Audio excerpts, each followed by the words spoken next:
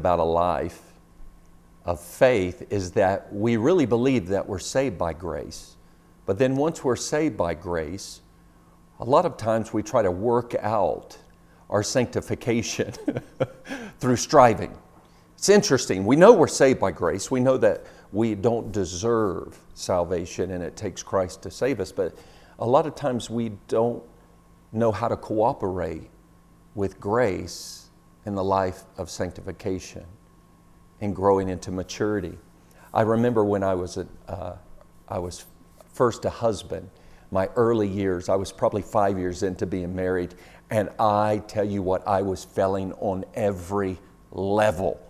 I would try to encourage my wife. She would take it. I would come in and say something to her. She would take it the opposite. And by about 3 to 5 years in, I was going, this whole men are from Mars thing, women are from Venus, this is real. I don't know what I'm doing. I'm failing. And that's a real problem when you're going to be a minister of the gospel, because you're supposed to model this in your family.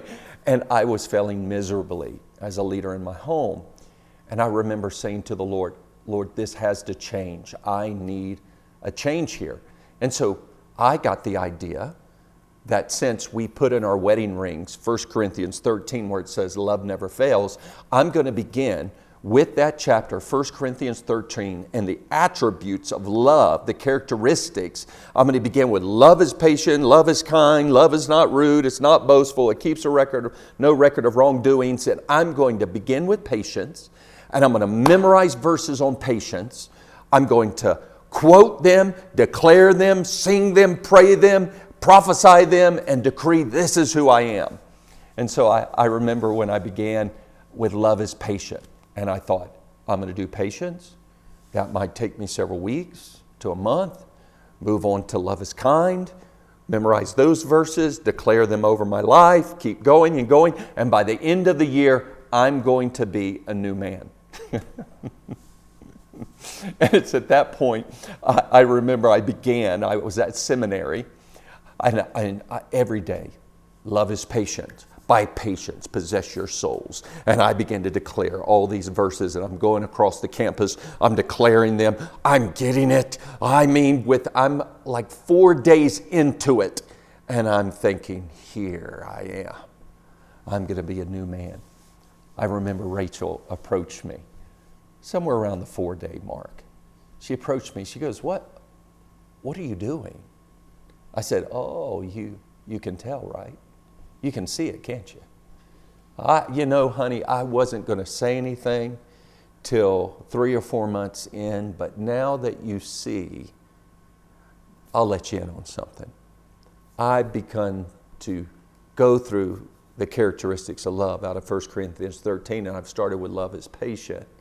And I've been naming it and claiming it, and I thought it was going to take a full year to really walk in the fullness of those things, but now that you're already seeing it, this thing may be landed in 3 months. Why doesn't everybody know about this?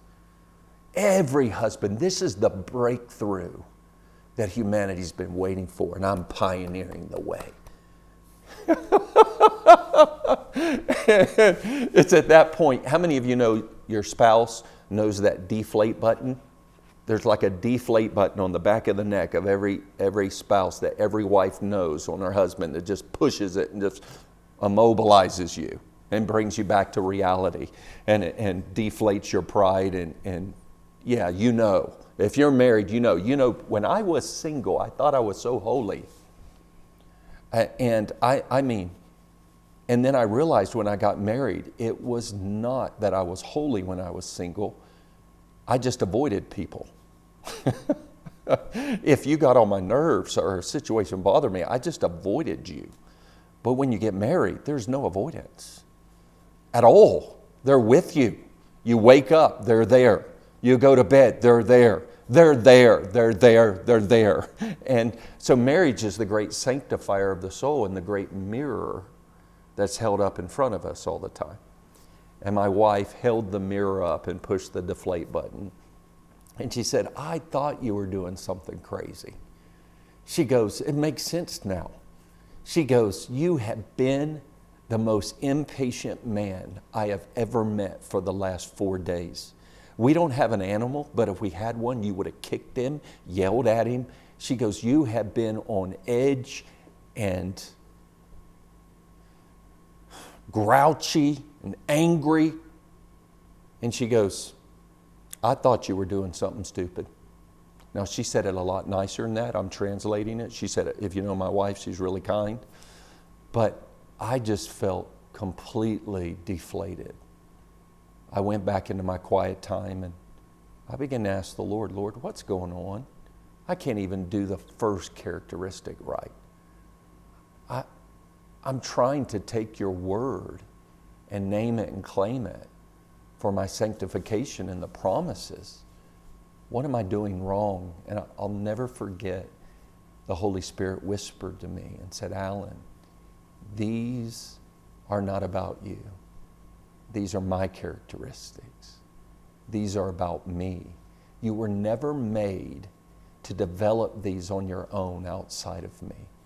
You're the one creature made in my image to look upon me and then reflect me to the rest of creation. And it was at that point he led me to the verse in 2 Corinthians chapter 3, verses 17 and 18, where the Spirit of the Lord is, there's liberty. Now, Paul's talking about liberty not as kind of, we use that verse to talk about worship, getting freed up in worship or to dance, but that's really, those things are good, but that's not what Paul's speaking of. He's speaking of how the Spirit works in our inner man to transform us into the likeness of Jesus. In other words, freedom in our interior lives, in our mind, our will, our emotion. And he says, where the Spirit of the Lord is, there's liberty. And we, with unveiled face, look upon the Lord as in a mirror dimly, and are transformed from one degree of glory to another by the Spirit. Paul's telling us, listen, here's how you cooperate with grace. Look upon Jesus. Meditate upon Him. And as you meditate upon Him, He reproduces that in our lives by the Holy Spirit. And you only need a dim glimpse. You don't need a crystal clear glimpse. Even a dim glimpse of Jesus transforms us. That's why we have to abide in the vine, the John 15, abide in Him and have His Word abide in us. And I remember the Lord spoke to me in such a sweet, soft tone. He said, Alan, why don't you try meditating on how patient I am with you at the cross, on how kind I am with you at the cross, on how forgiving and forgetful I was with you at the cross, how I kept no record of wrongdoing. How about looking upon me, young man? That whatever your eyes gaze upon, God reproduces. And I think a lot of my early Christian life, I was striving because I wanted to become more mature. I wanted to fully please the Lord, but I didn't have anybody explain to me how to cooperate with grace. The Spirit transforms us into the image of whatever we behold.